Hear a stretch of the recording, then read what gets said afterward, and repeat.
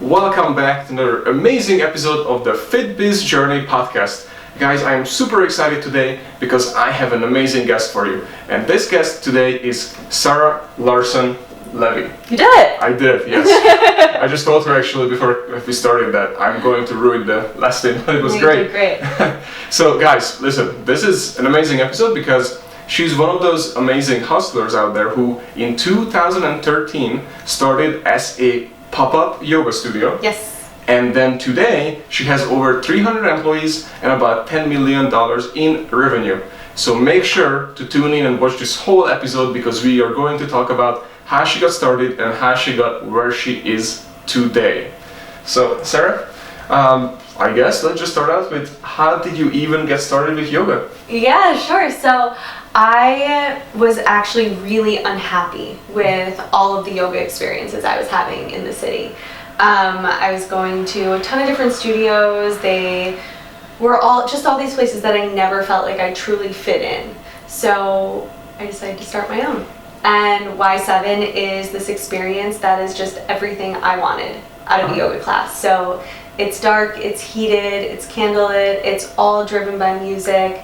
We're practicing one breath, one movement, so you're constantly moving. There's never any of that time where, you're kind of just sitting there or laying down. You're really getting a workout and you're also getting all the benefits of the poses as well. Oh, that's amazing. And by the way, that's the best story that you can probably hear from anybody because you basically started out of something that you wanted to do because you were not happy. Exactly. Right? So that's the best way because, all right, I'm going to do this better. So let's say when you came up with the idea, what year was that? 2013. Okay, so you came up with the idea and you right away jumped on it, right? Yeah, well, my boyfriend at the time, he's now my husband. Congratulations. Thank you. But he is really sort of the one who was like, okay, let's find a space, let's put ads on Craigslist for teachers, and that's how it started. We never really knew if it was going to be a real thing, and slowly but surely people started coming, people wanted to buy packages, they wanted more classes on the schedule, and it grew really organically from there. And in 2015, after we signed the lease for the Flatiron studio, is when I quit my job and decided to pursue Y7 full-time. And I think I read something about you that you said that you made a rule that you wouldn't teach, is that correct? Or yes. So tell me about that because lots of people make the opposite mistake. Yeah, so when it became really clear that this was a viable business, that people really were creating this kind of different yoga experience, I quickly realized that because I was also managing every studio, doing all the operations, doing a lot of the business development, a lot of the marketing, the advertising strategy as well, I also couldn't teach, and I kind of had to pick what I did and didn't want to do. And what I really love is the business side of it.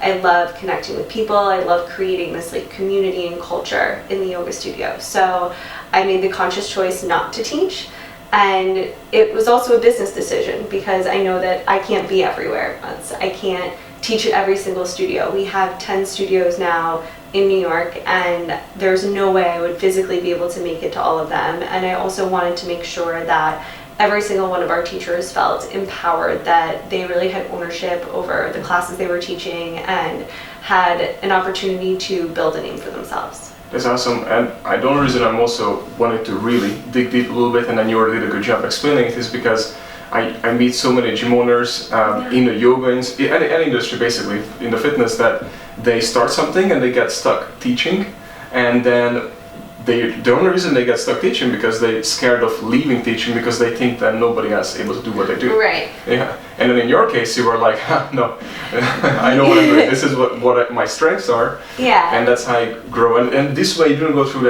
that little issue that lots of people face, is the one when you become the main brand as a teacher. Yeah, exactly. And it really allowed me to focus on, again, just growing the business, and also I can stay on the side of the client. Remember, I started this for me. I'm the client. And I didn't want to get lost in teaching and all those nuances. I really wanted to make sure that, the client experience was remaining the same and super true to the reasons that we started. It's hard. It's really tough. You get stuck in, I messed up, like, you know, saying left or right. Like, a lot of the times the clients don't notice and they'll forget about it as soon as class is over, but you can kind of get stuck in little mistakes or nuances. So I wanted to make sure I was able to stay on the client side as well. That's a really good point. Lots of people have to make sure you guys taking notes, by the way, because that's a really good point that you just made. And you'll usually get on this, when you're on the other side, then you're technically on the side of the opposite side of the client. Right. But this way you're able to see, which is even better. Awesome. And then, so let's say you opened up the first studio, which was in Flatiron. No, the first one was in Williamsburg. Williamsburg, okay. Yeah, in Brooklyn. The second one was a pop-up in the Monster Cycle in Soho. Okay. And our first real space, our standalone space, was Flatiron. Flatiron, yeah. And after that was the time when you like basically it was a breakthrough, or it was already technically a breakthrough? Yeah, it just got to be a little too much for me, working a full-time job and trying to run the studios. And Flatiron was the first time where I had to think about things like trash pickup with the city. Yeah. Being responsible for all the cleaning, the plumbing, everything that you're responsible for in a commercial space, I wasn't aware of because we had been in these really, really great sort of co-working or, you know, we were subletting from someone and they had taken care of all of those things and we just kind of paid extra. Yeah, exactly. We just like passed on the costs for that. So it was super interesting having to do all of that, and it required a lot more time and management than the previous two spaces. Exactly. And then now you also opened one in Meatpacking, right? Yes. Is that the newest one, or? No, the newest one is, oh gosh. That's a good problem to have, by the way, guys. The newest one is the one inside of Solace. Okay, got it. And then we just reopened Tribeca. Tribeca, awesome. The building had to do some renovations, so we were closed for a little bit to do that. So Tribeca just reopened, which is great. And then we also just renovated Flatiron. So we originally just had the 4th floor, and we took over the lease on the 3rd floor and expanded to a double studio model. So we have 2 studios there now on the 4th floor, and full showers, lockers, all of that there. That's awesome. And what would be that size, like square footage for that one? Oh gosh, probably around 2,700 square feet. So it's pretty big, especially for New York City. Yeah. Yeah, that's awesome. And so let's go back a little bit so our listeners, you know, can bring them back down to earth. Sure. Because you're getting a little unreachable, which is amazing, and that's why we have you here, because everyone who's listening needs to be at your level, because you are clearly killing it. So, first of all, you're on the cover of Ink, right? Is that correct? Yeah. Yes, congratulations on that too. Thank you. I actually planned on bringing that Ink magazine, and I told that here in Florida, and I was so pissed. I was just going through it, and I was like, damn. I have a yellow thingy in my bag, so I thought that's what it is, because it was like yellow cover. Orange, or orange, yes, sorry, and then it wasn't, so I'm like, man. But anyways, congratulations on that. Thank you. It's a huge accomplishment. Thank you. And I believe you guys are placing something like even an Ink 5000, like maybe the 80th last year or something like that, right? Yes. That's also a huge accomplishment.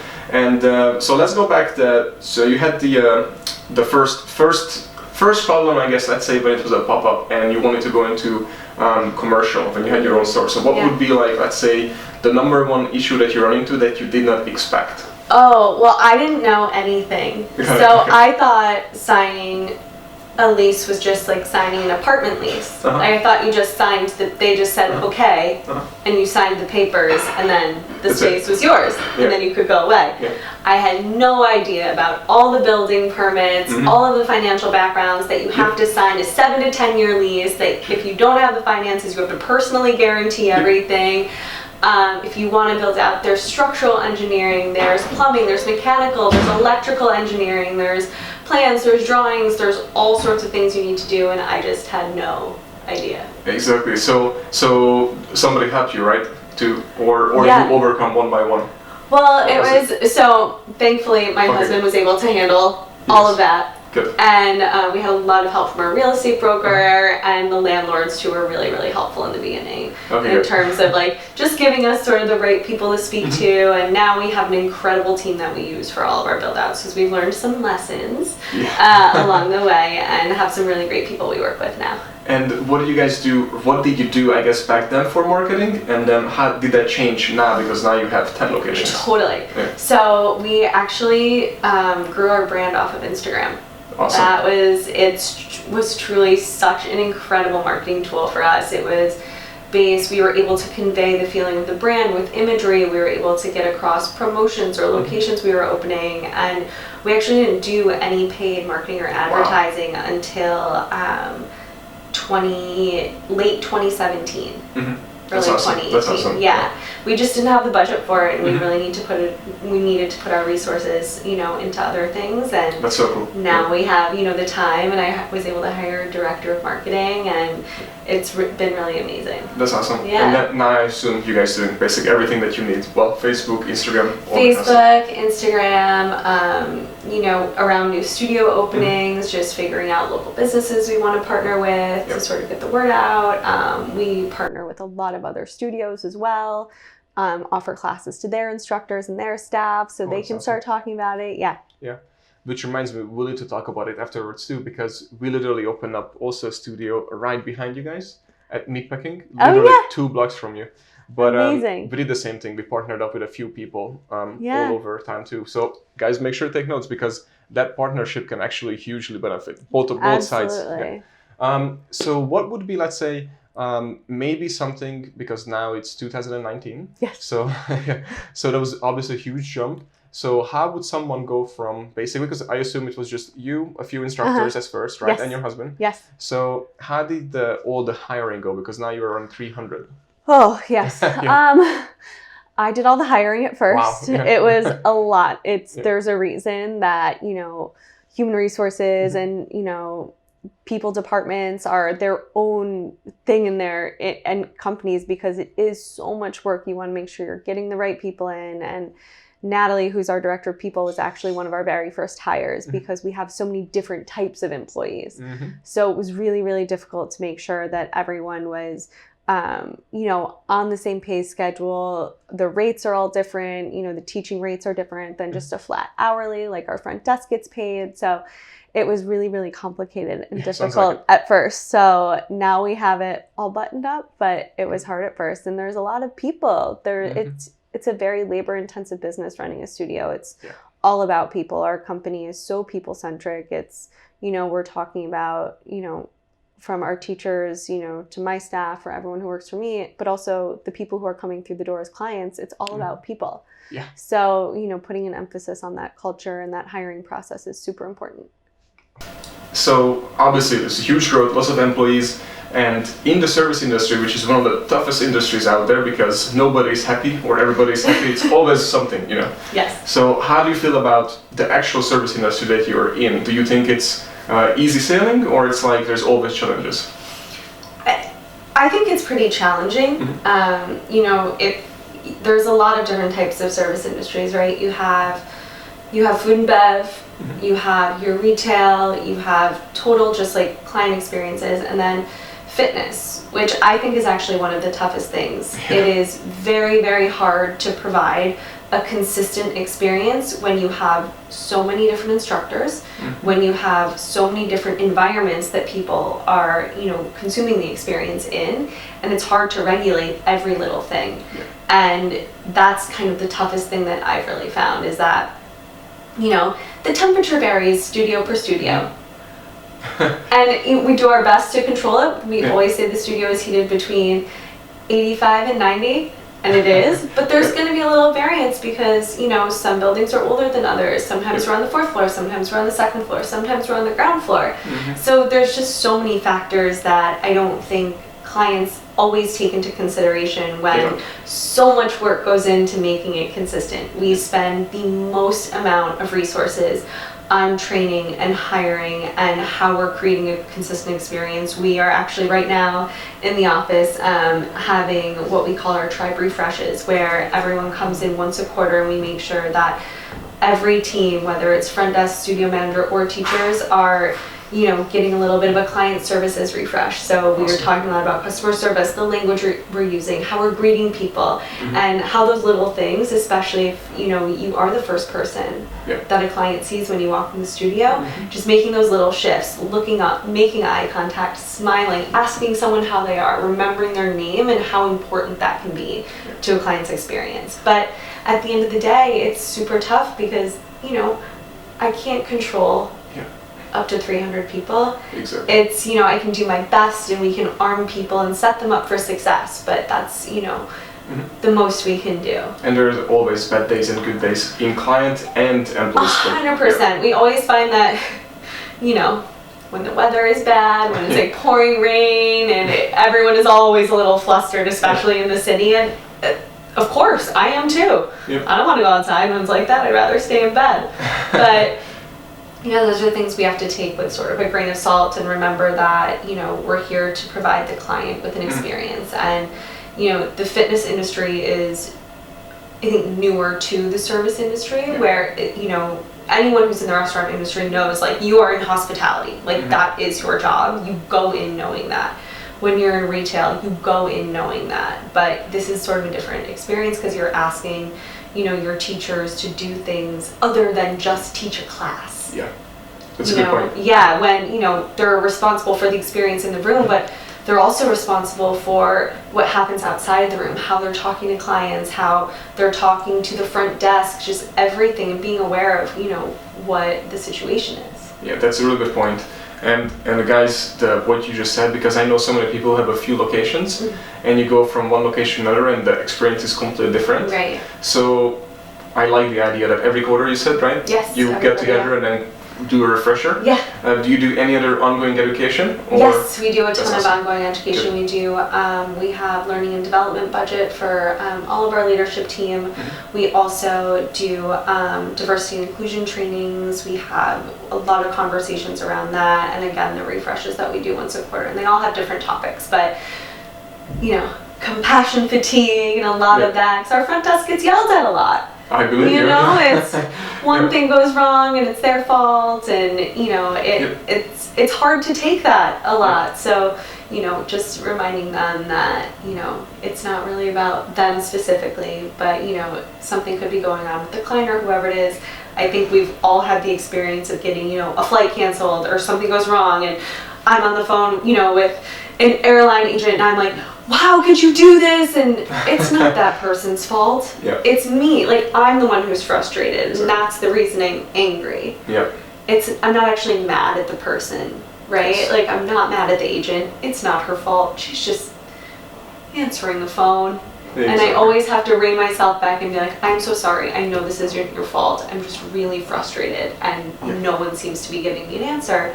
And that's sort of a way I try to reframe things with my team, is that a little bit of compassion and just listening can change someone's entire demeanor. Exactly. That's awesome. Good. Guys, make sure you write it down.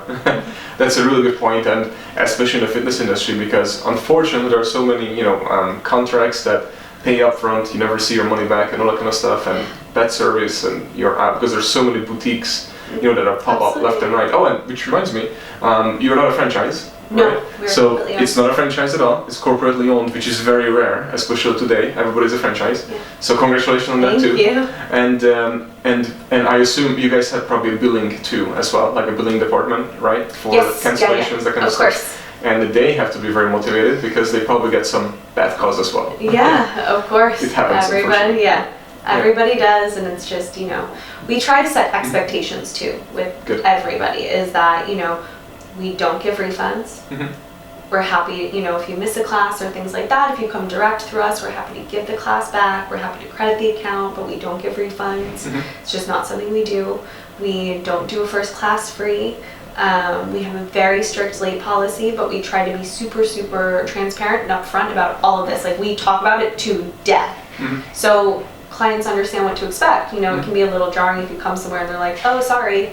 You're like, what? No one even bothered to tell me. So we try and be super clear. Upfront, and make sure that at least everyone has clear expectations of what is going on. No refunds, right? That's number one policy, which is good because it could be good and bad, depends how they look at it. But when you tell them upfront, it's definitely the way to go. Yeah, it's just, you know, it's a really tough business, and people will take advantage. Not everybody, but you know, we have had people who set up multiple accounts and try and build up credits or things like that. It's the same person, so it's tough. But you know, just being clear with everything, I think, is the best. That's a really good point. So, I mean, no offense to anybody, but yeah, people do take advantage. We have experienced that many times. Yeah. We do have a refund policy, but we're thinking about completely revamping it. And to give you just one example, we had a person who wanted a full refund, which they can qualify in certain criteria, and she took that refund and she got it. And she went from our St. Petersburg location, which is about 15 minutes from the Tampa Bay location, and she went over and used that refund to try to buy a same different package at a different location. Yeah, it's So yeah. And it's not the norm. Yeah, like exactly. I want to say not, that it is not the norm.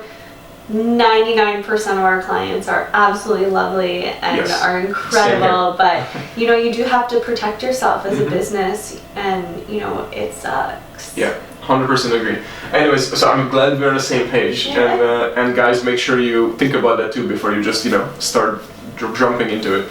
But as far as let's say, so right now, what do you think? What is the biggest challenge that you're facing today or right now? Oh gosh, I think the biggest challenge that we're facing right now is our resources, really. We're in a really cool place right now where we're actually expanding into our third market, which is Chicago. Congrats. So thank you. That will open early 2020. But as we, venture outside of New York and outside of LA, like what does our team structure look like out there? How do we continue to make sure that, the remote teams feel super connected to the New York team and on the same page with everyone? And, every market is different. And so, taking those learnings that we have from LA and how are we implementing them in every new market that we're going into. It's frustrating at times, but it's really fun. It's really cool to see the growth and the potential for expansion. That's a huge, that I would say, what do you call it? Not, stepping stone. That's what I'm looking for. Because I agree with you, the market is completely different from New York to LA to Chicago. Oh my gosh, it's crazy, and you have to lay the foundation. Exactly. You have to make sure you have a solid foundation, you have the right people in place, and people who are really going to be brand advocates for you, and just understand what you're trying to do as a studio. Exactly. That's awesome. You are always on the right track, so I'm really happy to hear that. I hope so. Yeah, so speaking of that, what do you think, what is next in the next 3 years? Oh gosh. Well, definitely Chicago, and hopefully a few more studios. There we're already looking at, second and third potential locations. We want to make sure that, we're riding the momentum from opening there, and definitely looking at more major cities on the East and West Coast as well. That's awesome. Congrats on that too. Thank you. And so to get the people back on, because you're a high performer, obviously. So what would your, right now, you're at a point when you can have help, of course. You can have an assistant, you can have a little bit of that. It's obviously, just because I'm saying these things, it doesn't make it easier. It's still a big company and lots of people, lots of responsibilities. So my question would be, do you have like a daily routine that you follow? No. Okay.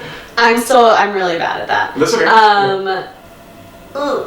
I don't. Every day is so different still. So I have to be super, super flexible, and obviously my morning always starts at home with coffee. Yes, same here. Don't leave the house without it. But every day really looks different. I try and get a workout in, but that looks different, every day. It's not always in the morning. Sometimes it's in the afternoon. Sometimes it's at night. So it really just depends on what we have going on. Exactly. So are you in charge of your schedule, or you have somebody?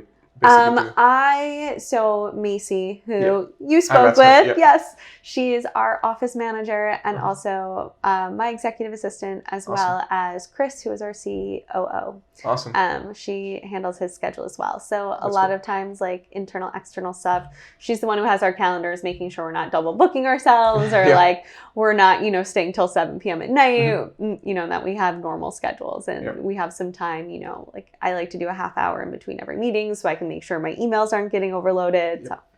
Okay, so that's a good point then. So what would somebody who, let's say, went from one of few studios and not at your level should look like for a day? Keep their schedule open, or spend it with the team? That's a tough question. I do not take any meetings before 10 a.m. and I take none after 5. Good. I like to make sure that if I'm doing anything, it's, during those hours. So I do have, an hour at my desk Perfect. before, right when I get in, and sort of an hour and a half, after 5 to really just wrap everything up. And then I do try and take as many meetings as I can in the office. So I am able Internal, to, right? yeah. Okay. Yeah, in the office. So, or even external, if, someone wants to meet that's not a part of Y7, I like to have them to come in the office. So I'm always able to make sure I maximize, my time and can really spend that with the team. And it's open layout for your office? Yes. Figured because yoga studio and everything. And open layout. We have a studio up there and everything. Yes, and that's why actually when I talked to Macy, she was like, "Yeah, we would love to have you at the office, except it's loud. It's a little loud. There's So not it's a not lot. gonna work. There's not a lot of privacy. Yeah. So we wouldn't do that to you. Thank you, appreciate it.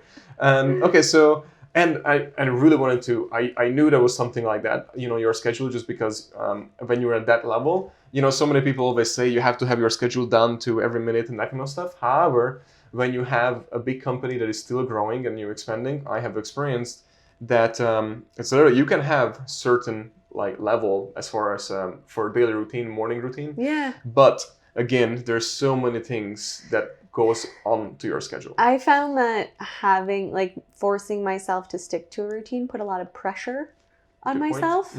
I do not function well with that. I need a lot of freedom and space. Good. So for me, I think it works great for some people. I think if you need that, I'm all for it. I wish I was one of those people.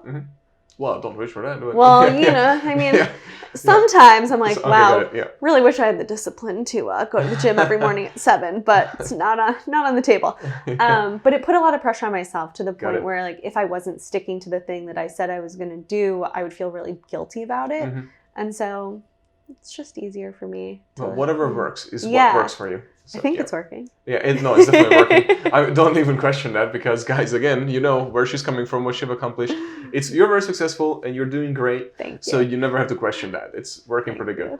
Now, lastly, before we wrap up, is there anything you would like to share with anybody? If not, I'm going to just ask the last few questions. No, go ahead. Okay, so what I wanted to ask you is, what would you tell, we always ask this every single guest, to either a gym owner or a yoga studio owner who is starting her or his business right now, the number one advice you would tell that person? What do you think, what would that be? Oh, gosh. It could be an instructor too. It's your pick.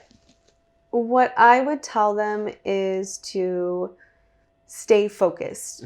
You, being in this industry, you hear a lot of feedback.